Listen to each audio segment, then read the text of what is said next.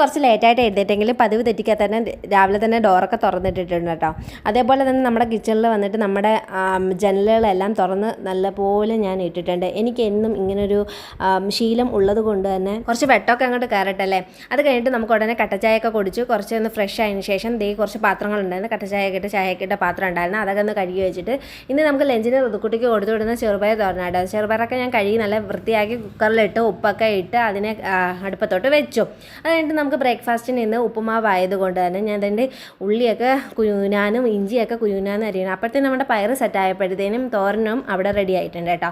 അപ്പോൾ നമ്മുടെ ഉപ്പുമാവ് ഈ വെച്ച് സൂപ്പർ ഉപ്പുമാവും ഇവിടെ റെഡി ആയിട്ടുണ്ട്. തേങ്ങയൊക്കെ ലാസ്റ്റ് തേങ്ങയൊക്കെ ഇട്ട് നല്ല സ്വാദിഷ്ടമായ ഉപ്പുമാവായിട്ടാണ് എൻ്റെ ഉപ്പുമാവ്.